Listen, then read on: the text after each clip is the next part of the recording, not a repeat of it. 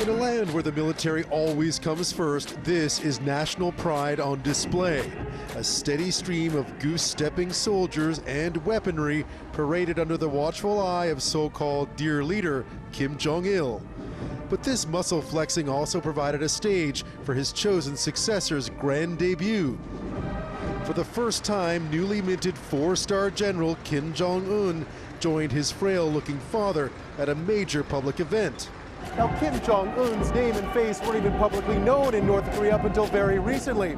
Now suddenly he's center stage of what's being called the largest military parade in North Korean history.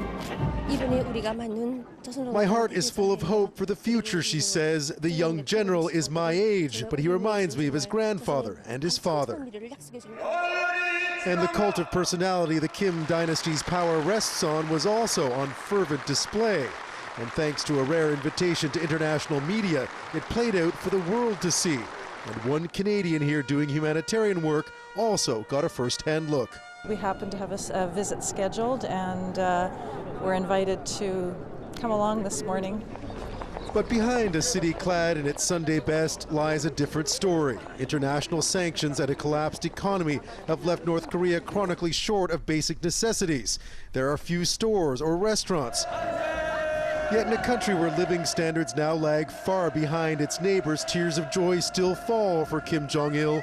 A feverish, sometimes fear-driven loyalty the regime is now relying on more than ever. And so a weekend of grandiose celebrations ends with yet another lavish ceremony. That and the fact we've been given such close access to it. All signs of North Korean regimes trying to project strength both inside the country and to the world as this succession process begins. Sandy? And Ben, what about the strength the leadership is trying to project inside the country? How accurate a picture does it paint of the reality of the situation?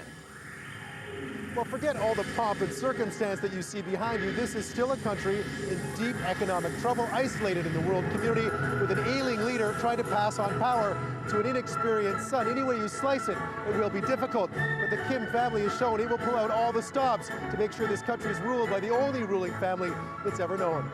Sandy?